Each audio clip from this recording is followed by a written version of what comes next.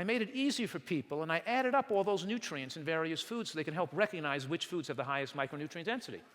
Because Americans are ubiquitously micronutrient deficient, and it leads to DNA damage, premature aging, and it sets the stage for the slow development of cancer, these broad-spectrum micronutrient deficiencies. In fact, since World War II, when we started feeding soldiers around the world with Spam and energy bars and concentrated calories and biscuits, after World War II, we started a whole industry of processed foods and fast foods, and at the same time, they invented vitamin pills. We discovered the vitamins and minerals, and people started adding them. They started adding thiamine and riboflavin to Cocoa Puffs. They put vitamin C into Kool-Aid. What do you think happened? We saw cancer rates skyrocketed, and autoimmune disease skyrocketed as well. And this increase in cancer is continuing all over the world as we're exporting American way of life to other countries, and they're eating more fast foods and processed foods and synthetic supplements as well.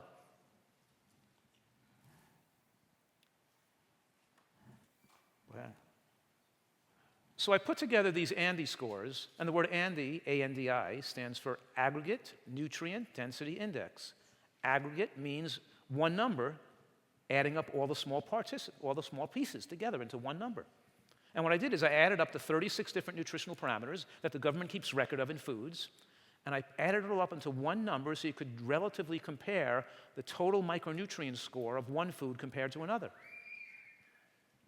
Now, this is not all you have to know about nutrition. It's just one tool, one aid that can help people make better food choices. And they use the ANDI scores in Whole Foods Market. They put it up around their produce sections of their stores, and they found that it encouraged people to buy more green vegetables, and kale consumption went up by more than 1,000%, and people started making better food choices because it's a motivational tool and helps people recognize the foods that are higher in nutrients. Do you follow me?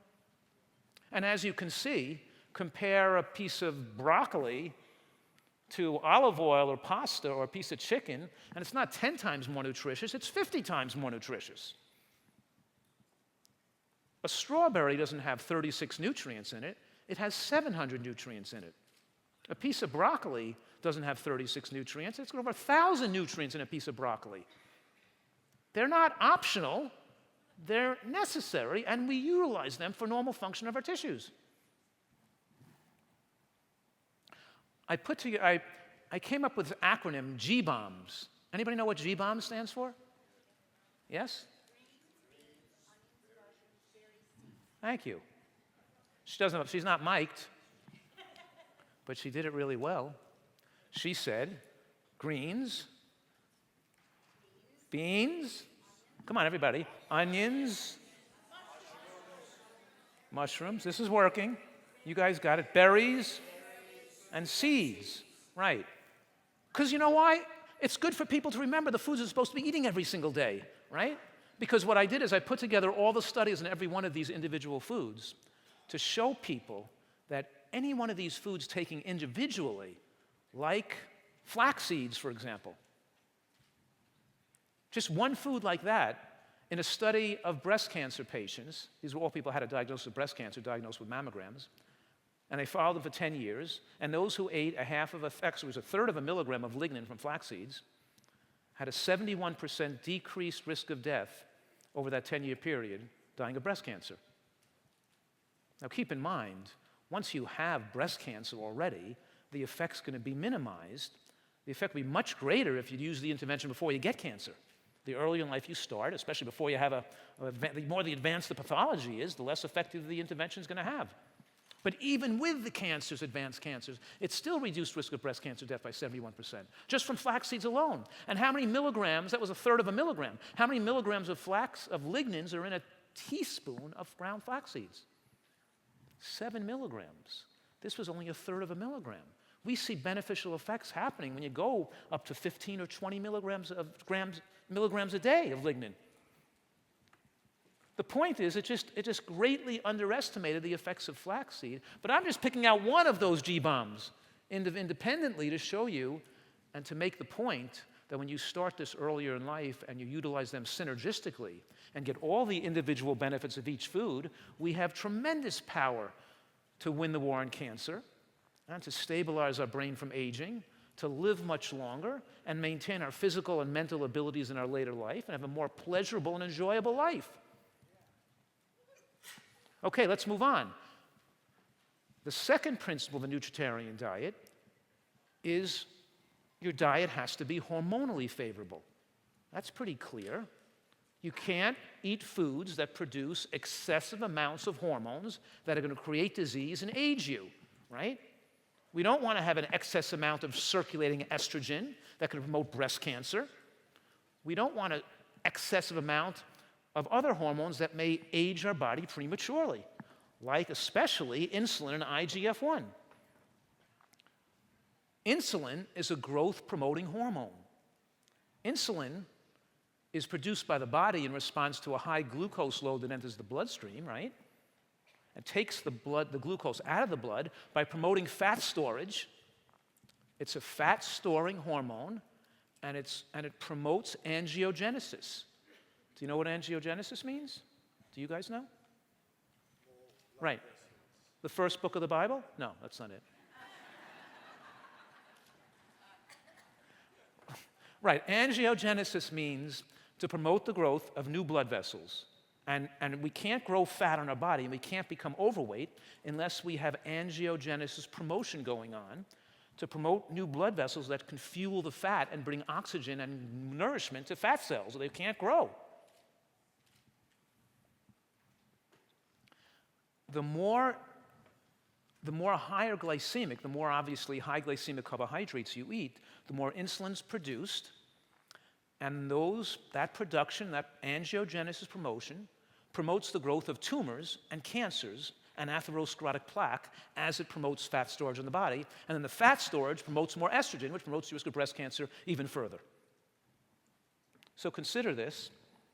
The glycemic load of a food isn't just how much carbohydrate is in that food or how much glucose enters the bloodstream from eating that food.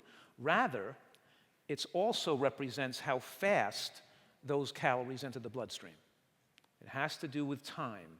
It's how much glucose calories enter the blood in the first hour after eating that food. If you ate 250 calories of beans, their glycemic effects would be almost negligible because the calories enter the bloodstream so slowly over many hours, not over minutes. Did you follow that?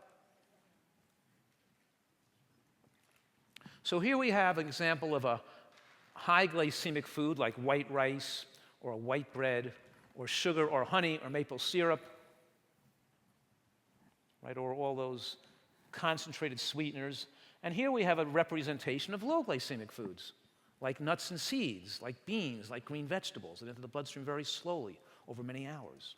I call it fast food versus slow food, because when foods enter the bloodstream fast, when the calories rush in just a few minutes' time, they set off dopamine stimulation in the brain, turning you into food addicts, increasing cravings and emotional drives where you can't stop thinking about that food and the high it made you feel.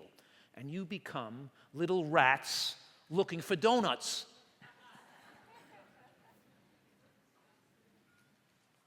High glycemic carbohydrates are addicting, just the same mechanism via which cocaine, opiates, and heroin are addicting. Use the same mechanism in the brain that these fastly absorbed foods are addicting, and they're linked to depression as well. And they're the, how should you say, gateway drug to drug addiction.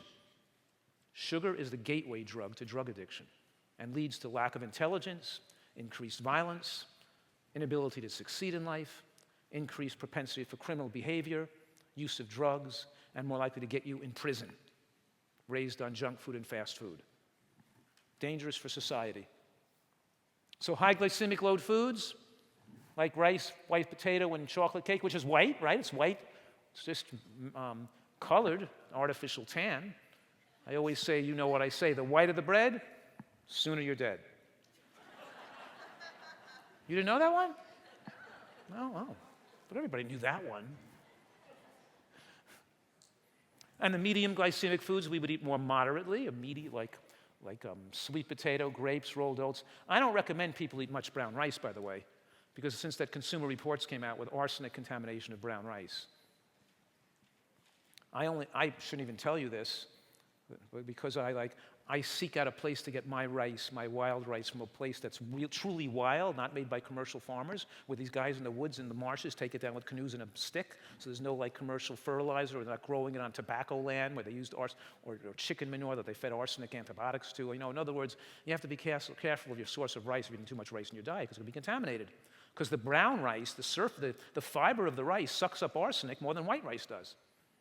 Don't eat a high brown rice diet unless you absolutely are sure where you got that where you got that rice from. And then the low glycemic load foods, and you shouldn't eat a lot of those foods anyway, right? They're not low glycemic enough. The truly low glycemic carbohydrates are fruit and lentils and beans and peas and squashes and berries and nuts. Those have the truly lowest glycemic load, not rice and potato anyway. But if we really want to look at carbohydrates and rate them on a hierarchical scale from worse to better, we have to consider a few things. Yes, we have to consider the micronutrient content and the phytochemical content, and beans have in them the most anti-cancer chemicals, like inositol pentachous phosphate. And that's powerfully protective against cancer because it's 26 letters long.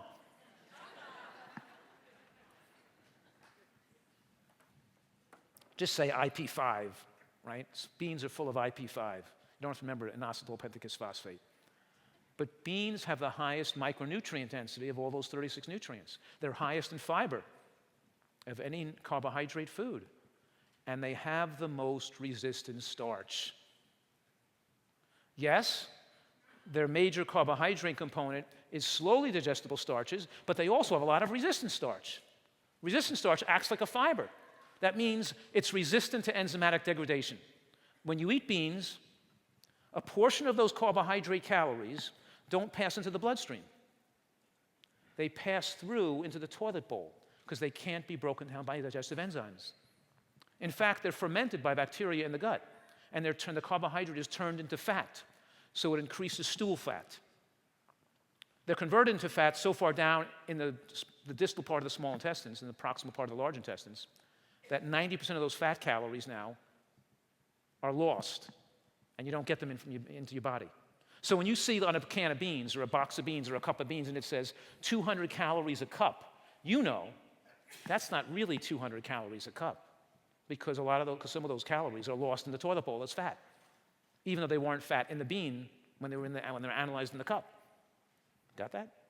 Yes. But now, think about this. Beans are a high-protein food. They're about 30% of calories from protein. If some of those carbohydrates are not even assimilated into the body and pass into your toilet bowl, then what does that say about the protein content of that bean? Come on, somebody must know. It's even higher in protein than is generally recognized, since some of the carbohydrate calories are lost. Did you follow that? Yes. Okay, you guys are getting this, aren't you?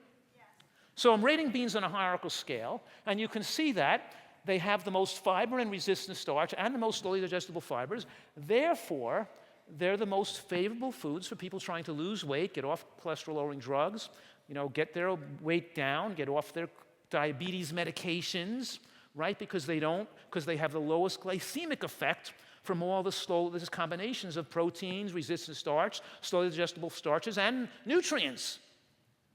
Is that clear? I'm not saying you shouldn't eat anything else except beans. I'm just saying they have those most favorable benefits. Okay? Now, beans have a second meal effect. What does that mean? Yes? You know?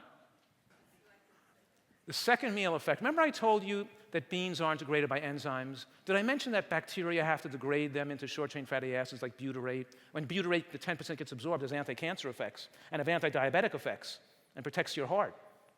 That butyrate formed from eating beans. But beans act as a probiotic.